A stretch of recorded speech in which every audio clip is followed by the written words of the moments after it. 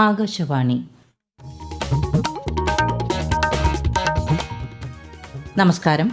പ്രാദേശിക വാർത്തകൾ വായിക്കുന്നത് ശ്രീലത.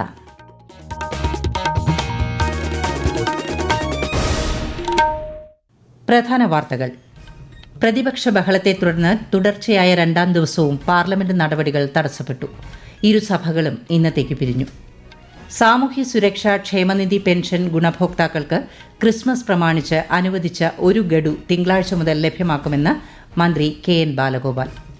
കർഷകരുടെ ജീവിതത്തിൽ കൂടി സന്തോഷമെത്തിക്കാൻ കഴിഞ്ഞാൽ മാത്രമേ യഥാർത്ഥ വികസനം സാധ്യമാകൂ എന്ന് മന്ത്രി പി. പ്രസാദ്. ആന എഴുന്നള്ളത്തിന് കേരള ഹൈക്കോടതി ഏർപ്പെടുത്തിയ നിയന്ത്രണങ്ങൾ സ്റ്റേ ചെയ്ത് സുപ്രീംകോടതി. ചലച്ചിത്ര പ്രേമികൾക്ക് വർണ്ണവിസ്മയങ്ങൾ സമ്മാനിച്ച് 29ാമത് കേരള രാജ്യാന്തര ചലച്ചിത്രമേളയ്ക്ക് നാളെ തിരശ്ശീല വീഴും. ഇന്ത്യ വെസ്റ്റ് ഇൻഡീസ് വനിതാ T20 പരമ്പരയിലെ മൂന്നാമത്തെയും അവസാനത്തെയും മത്സരം അല്പസമയത്തിനകം. വാർത്തകൾ വിശദമായി.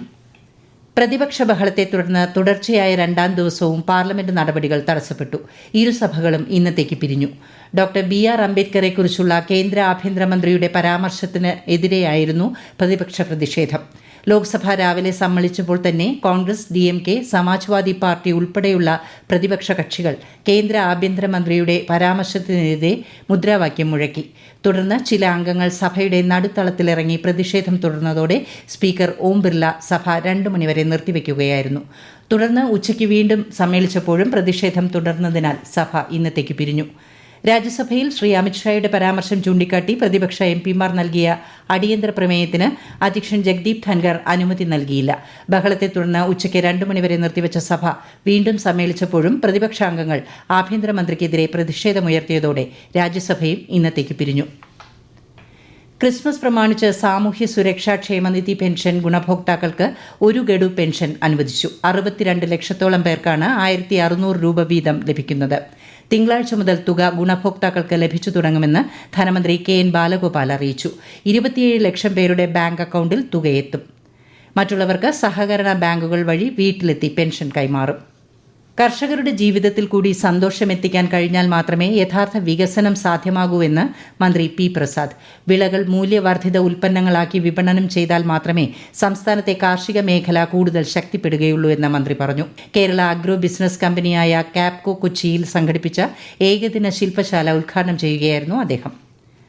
ആന എഴുന്നള്ളത്തിന് കേരള ഹൈക്കോടതി ഏർപ്പെടുത്തിയ നിയന്ത്രണങ്ങൾ സുപ്രീംകോടതി സ്റ്റേ ചെയ്തു. 2012 കേരള നാട്ടാന പരിപാലന ചട്ടങ്ങൾക്ക് വിരുദ്ധമായ മാർഗനിർദ്ദേശങ്ങൾ സ്റ്റേ ചെയ്യുകയാണെന്ന് സുപ്രീംകോടതി പറഞ്ഞു.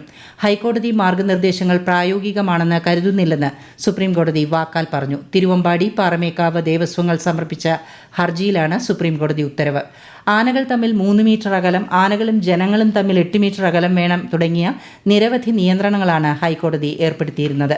Justice BV Nagarathna, justice NB Singh എന്നിവരുൾപ്പെട്ട ബെഞ്ചാണ് കേസ് പരിഗണിച്ചത്. സർക്കാർ നിയോഗിച്ച നഗരനയ കമ്മീഷന്റെ ഇടക്കാല റിപ്പോർട്ട് മുഖ്യമന്ത്രിക്ക് ഇന്നലെ സമർപ്പിച്ചതായി മന്ത്രി MB രാജേഷ്. അന്തിമ റിപ്പോർട്ട് മാർച്ച് 31 മുൻപ് കമ്മീഷൻ സർക്കാരിന് സമർപ്പിക്കുമെന്നും മന്ത്രി വാർത്താസമ്മേളനത്തിൽ പറഞ്ഞു.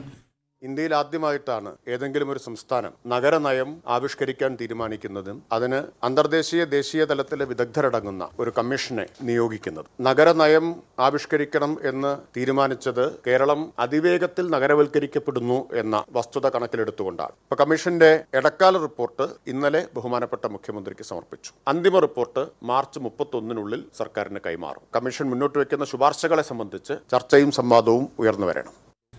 Wayanad Pookode Kerala veterinary and animal science സർവകലാശാലയിൽ നടക്കുന്ന അന്താരാഷ്ട്ര ലൈഫ് സ്റ്റോക്ക് കോൺക്ലേവ് മന്ത്രി ജെ. ചിഞ്ചുറാണി മറ്റന്നാൾ ഉദ്ഘാടനം ചെയ്യും.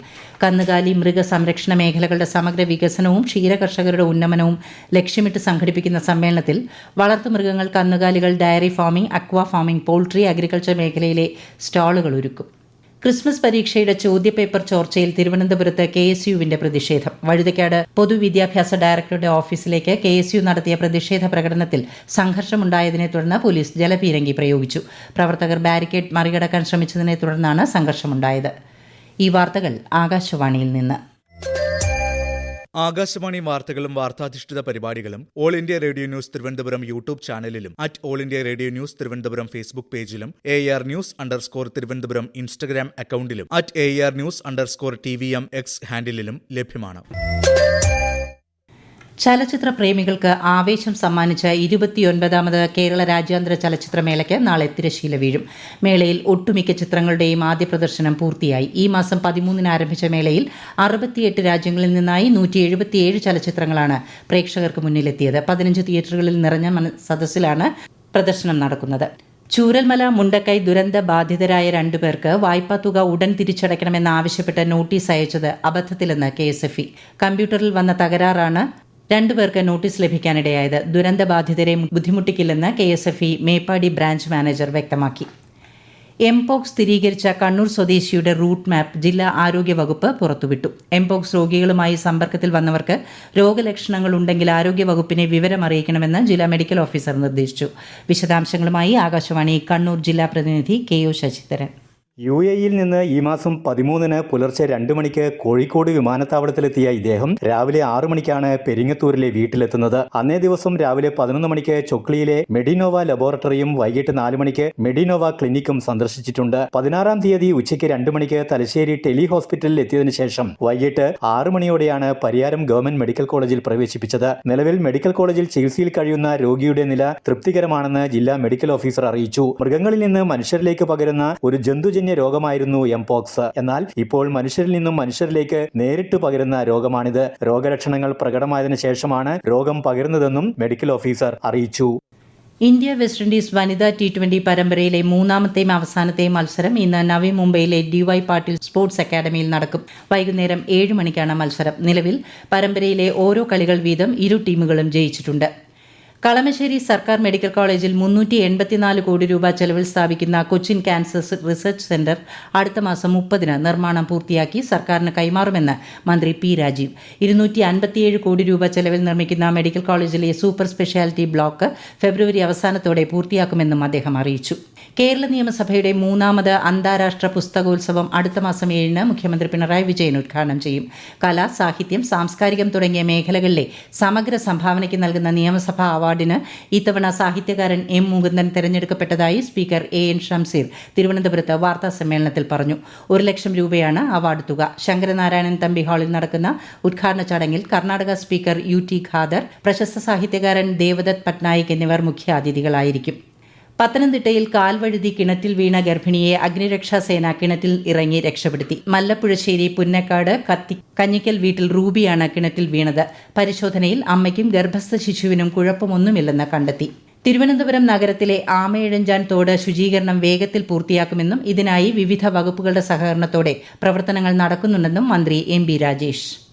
വിനോദസഞ്ചാര മേഖലയ്ക്ക് പുത്തനുണർവ് നൽകുന്നതിനും മലബാറിലേക്ക് കൂടുതൽ സഞ്ചാരികളെ ആകർഷിക്കുന്നതിനും വിനോദസഞ്ചാര വകുപ്പും ഭരണകൂടവും ജില്ലാ ടൂറിസം പ്രോത്സാഹന സമിതിയും സംയുക്തമായി സംഘടിപ്പിക്കുന്ന ബേപ്പൂർ ഇന്റർനാഷണൽ വാട്ടർ ഫെസ്റ്റ് ഈ മാസം 27 മുതൽ 29 വരെ നടക്കുമെന്ന് മന്ത്രി PA മുഹമ്മദ് റിയാസ്. മുഖ്യമന്ത്രി പിണറായി വിജയൻ ഉദ്ഘാടനം നിർവഹിക്കും. ദേശീയപാതയിൽ ഇടുക്കി പെരുവന്താനത്തിനു സമീപം തമിഴ്നാട് സ്വദേശികളായ ശബരിമല തീർത്ഥാടകർ സഞ്ചരിച്ചിരുന്ന മിനി ബസ് മറിഞ്ഞ് അപകടം. ബ്രേക്ക് നഷ്ടപ്പെട്ട മിനി ബസ് റോഡിന്റെ വശത്തെ തിട്ടയിൽ ഇടിച്ച് റോഡിൽ മറിയുകയായിരുന്നു. പ്രധാന വാർത്തകൾ വീണ്ടും. പ്രതിപക്ഷ ബഹളത്തെ തുടർന്ന് തുടർച്ചയായ 2ാം ദിവസവും പാർലമെന്റ് നടപടികൾ തടസ്സപ്പെട്ടു.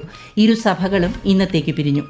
സാമൂഹ്യ സുരക്ഷാ ക്ഷേമനിധി പെൻഷൻ ഗുണഭോക്താക്കൾക്ക് ക്രിസ്മസ് പ്രമാണിച്ച് അനുവദിച്ച 1 ഗഡു തിങ്കളാഴ്ച മുതൽ ലഭ്യമാക്കുമെന്ന് മന്ത്രി KN ബാലഗോപാൽ. കർഷകരുടെ ജീവിതത്തിൽ കൂടി സന്തോഷം എത്തിക്കാൻ കഴിഞ്ഞാൽ മാത്രമേ യഥാർത്ഥ വികസനം സാധ്യമാകൂ എന്ന് മന്ത്രി P. പ്രസാദ്. ആന എഴുന്നള്ളത്തിന് കേരള ഹൈക്കോടതി ഏർപ്പെടുത്തിയ നിയന്ത്രണങ്ങൾ സ്റ്റേ ചെയ്ത് സുപ്രീം കോടതി.